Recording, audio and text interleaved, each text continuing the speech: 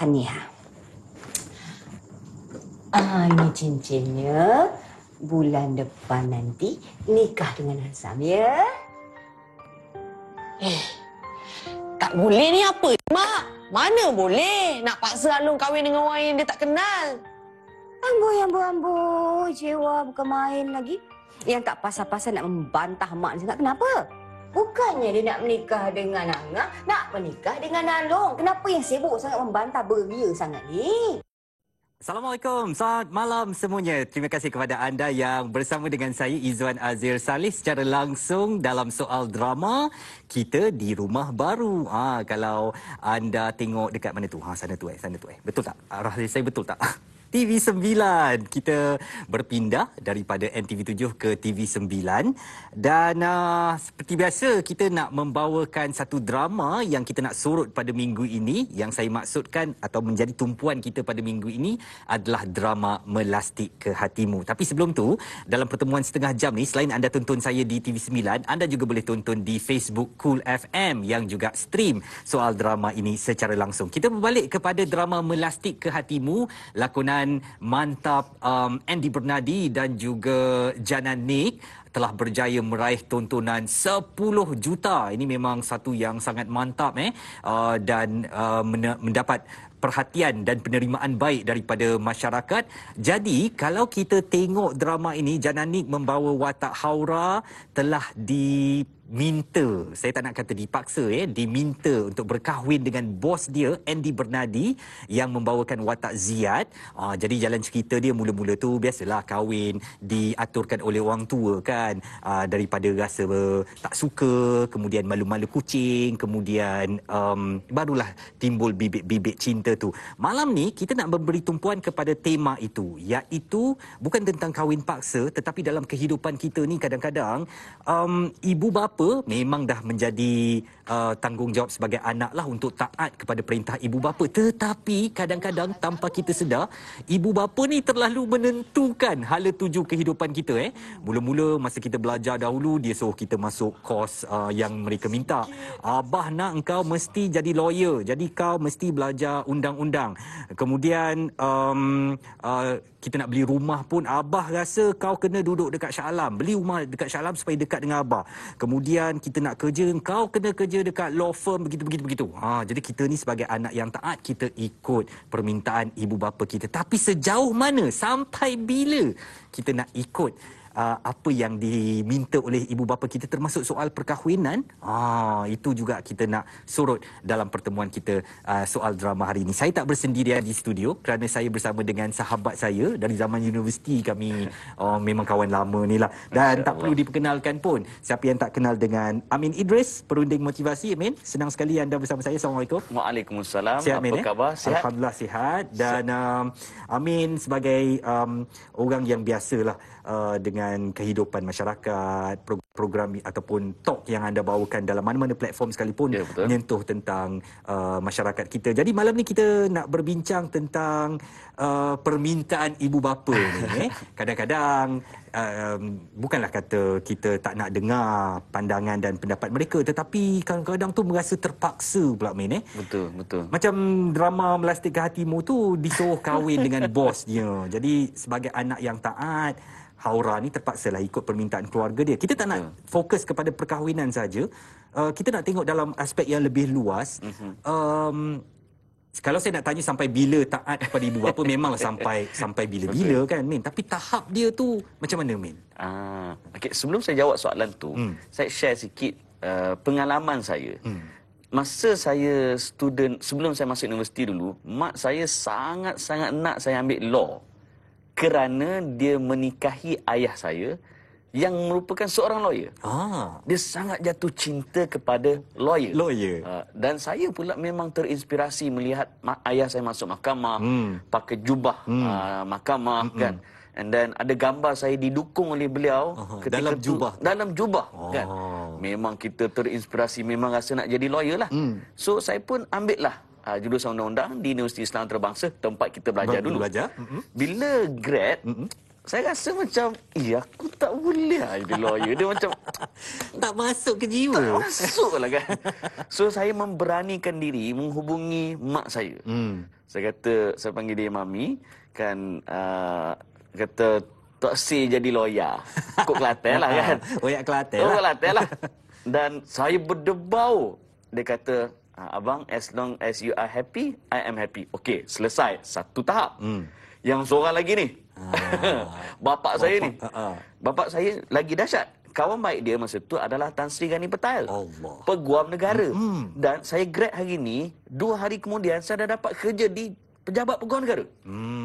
Grade 41 tu. Allah. Kita orang lain macam, dahsyat lah kau. Saya pula berbolak-balik. Aku tak nak. Saya call ayah saya kata, sebab ayah saya ni dia wajibkan saya speaking dengan dia. Sebab dia train saya to be a lawyer sejak kecil lagi. Kata, Dad, I have decided.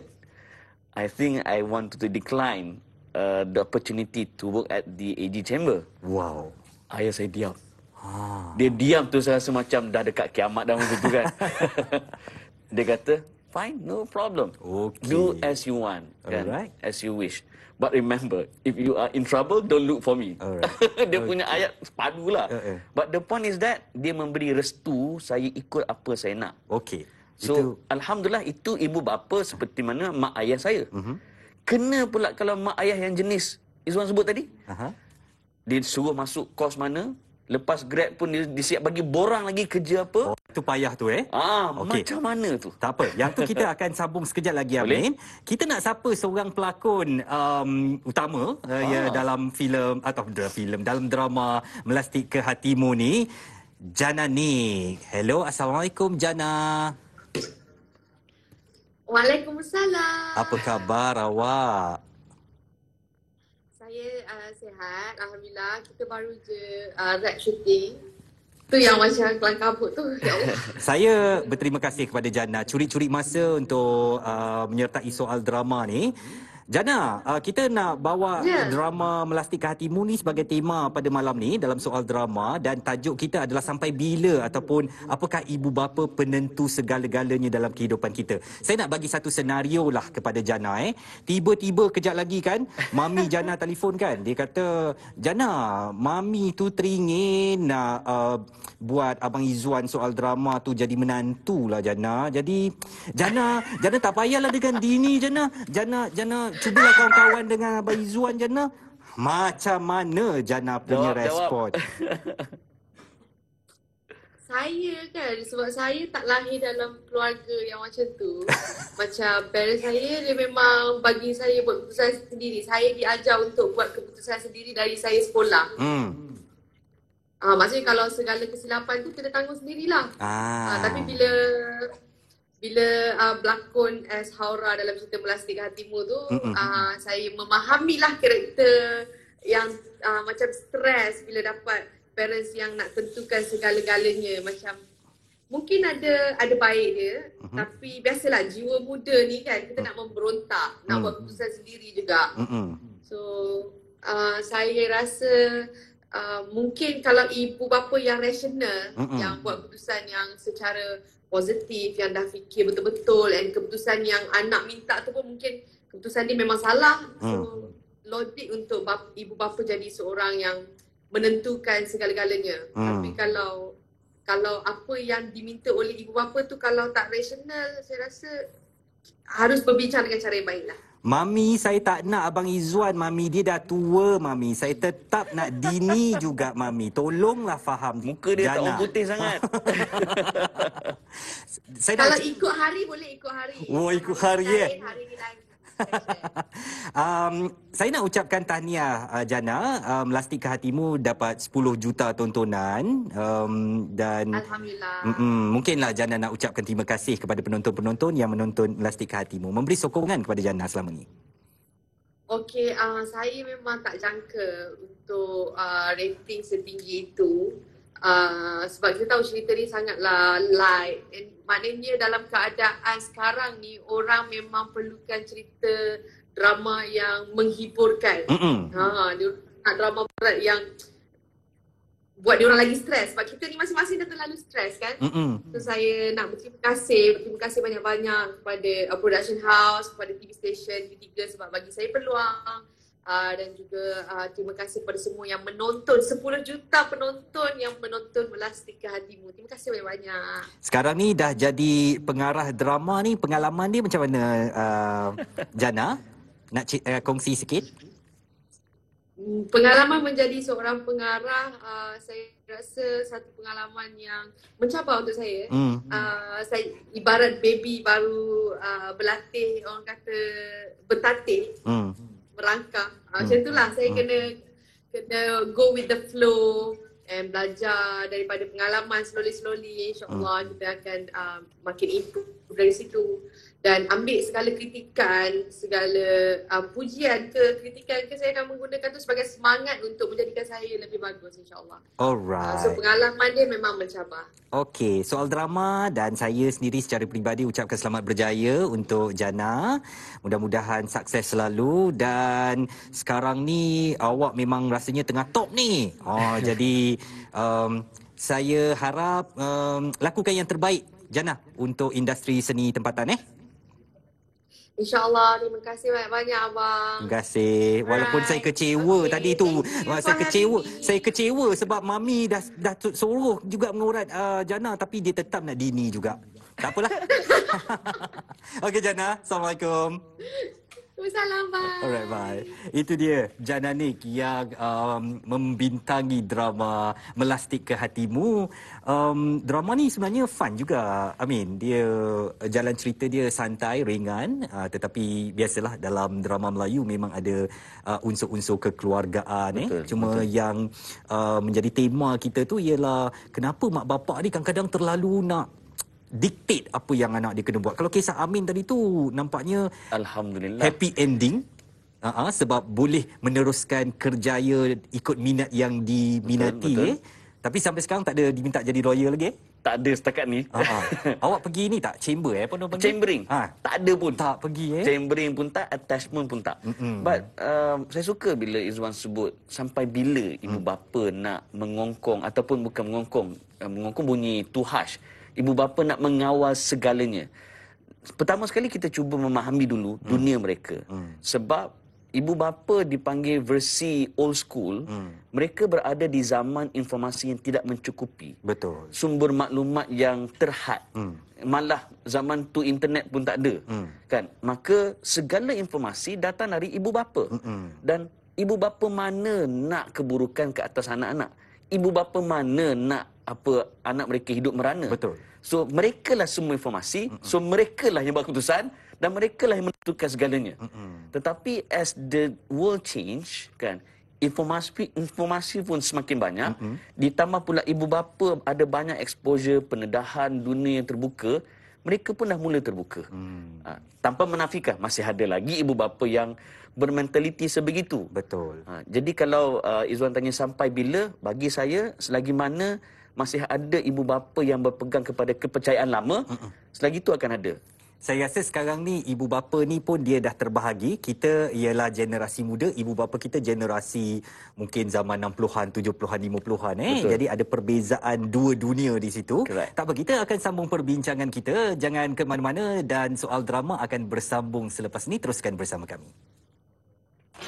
Wow, kereta orang kaya lah.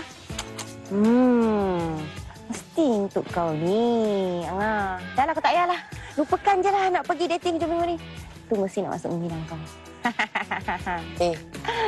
Kau ni aku ni lemah gemalan macam kau ke? Kalau ada orang masuk Minang pun takkan aku buta-buta nak kahwin dengan dia. Aku ada boyfriend.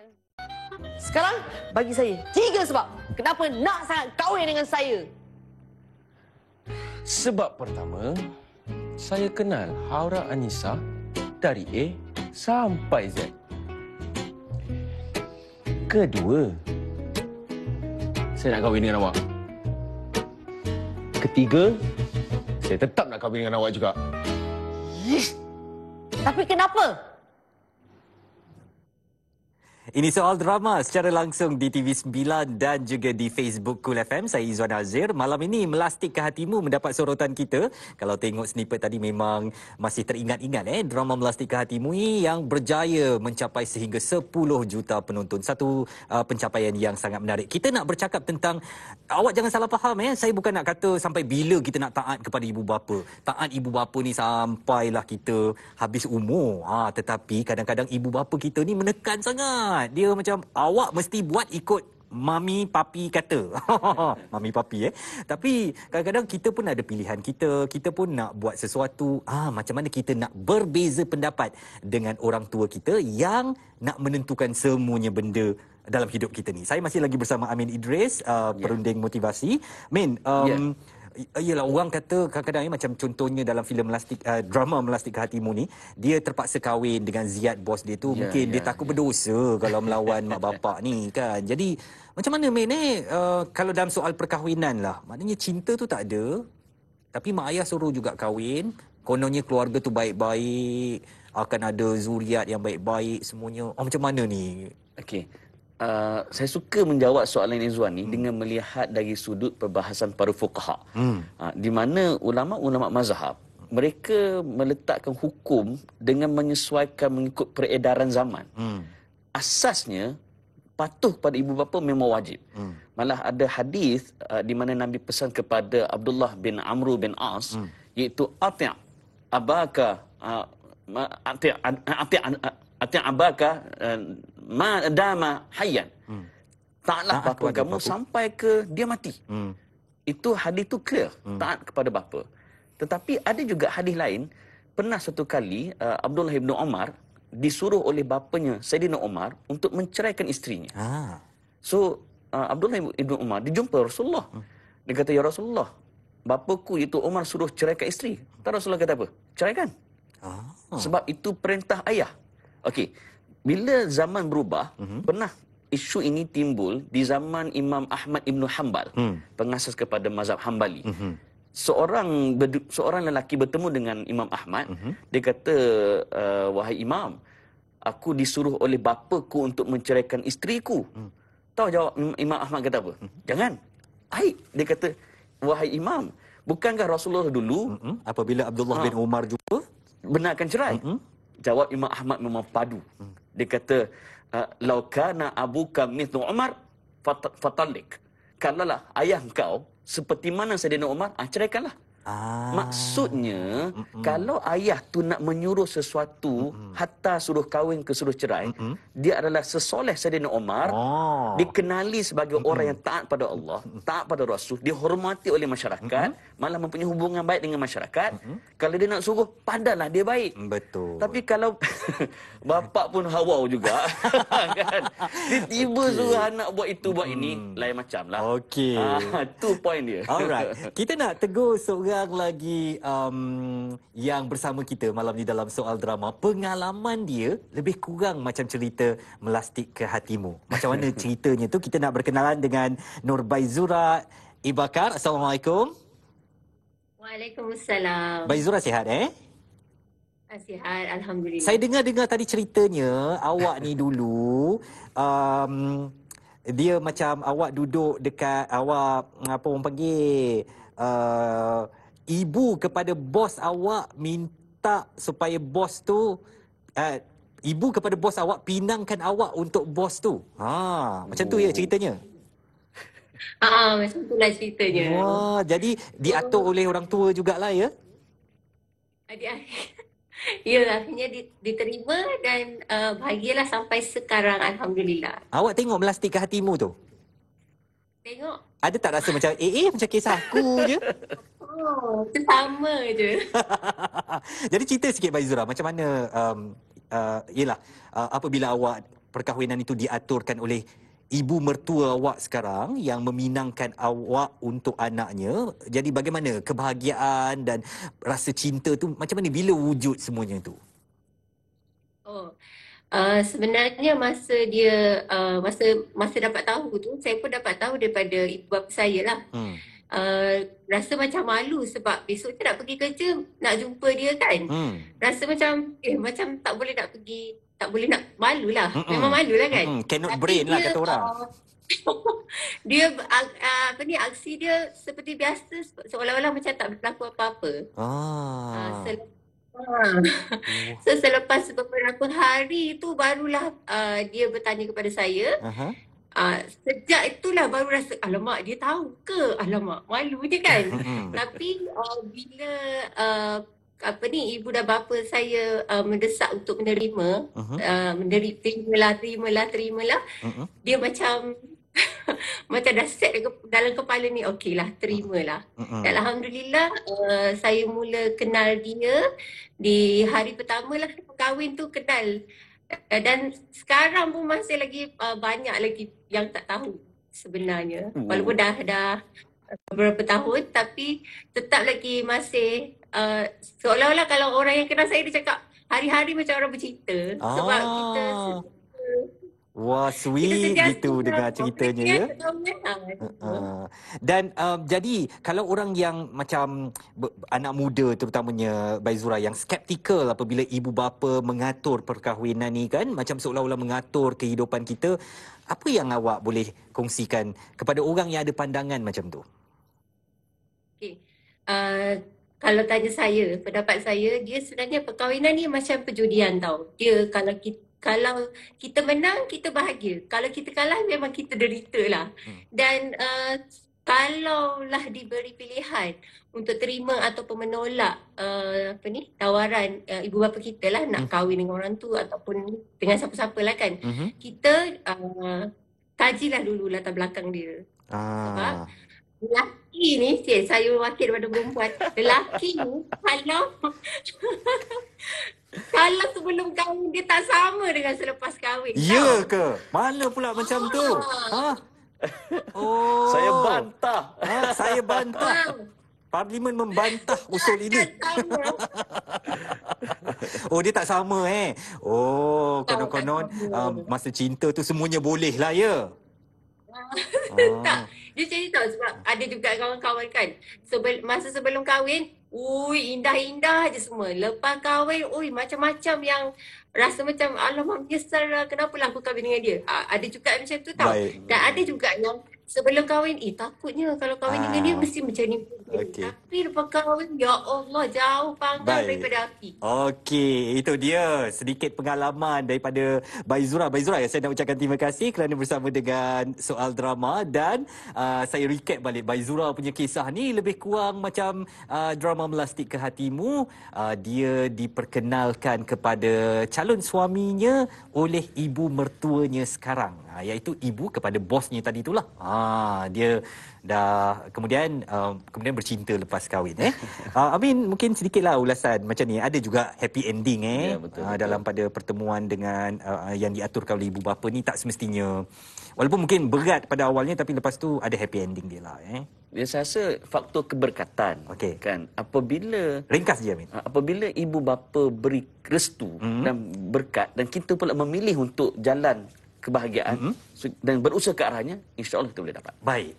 Kita nak sambung Soal Drama sekejap saja lagi. Anda jangan ke mana-mana. Kita berehat sebentar, kembali selepas ini. Kenapa kau pulangkan balik cincin tunang tu, Angah tak nak kahwin dengan dia, Mak. Sedapnya mulut dia menjawab ikut suka kau je nak putus tunang apa. Kau ingat apa? Ini tak melibatkan maruah keluarga ke? Geram betul lah aku dengan budak. Nampak macam retak je ni. Retak. Abang dukung. Tak apalah abang. Rasanya boleh bangun sendiri. Masih lagi bersama kami dalam Soal Drama. Dan saya katakan tadi, sebenarnya sekarang zaman dah moden. Ibu bapa mungkin lebih memahami kepada anak-anak. Tetapi ada satu lagi generasi ibu bapa yang selepas perang dulu, dia dictate apa yang aku suruh kau kena buat. Mungkin sekarang ibu bapa dah lebih terbuka lagi. Dah memahami konsep demokrasi. Semua orang ada suara dan boleh menghormatinya. Amin, sebagai ringkasan kesimpulan kepada pertemuan kita malam ni, kita nak minta semua orang taat kepada ibu bapa. Tetapi kalau ada apa-apa yang berlaku macam ni, permintaan-permintaan yang kita tak setuju, musyawarah dengan baik.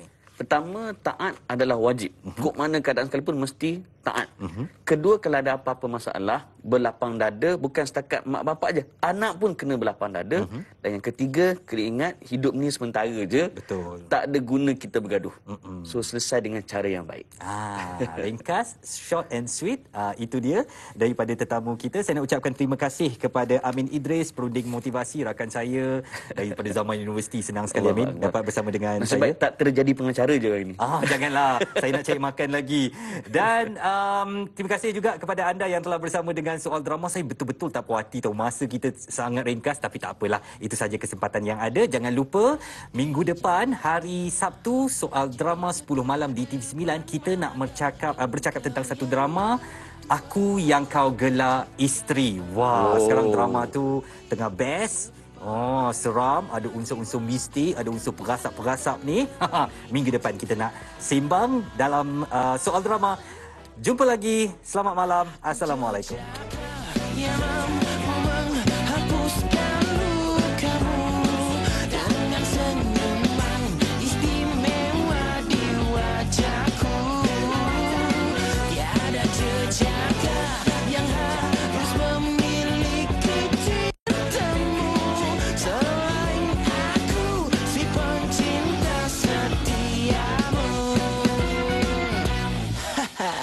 Tanyalah siapa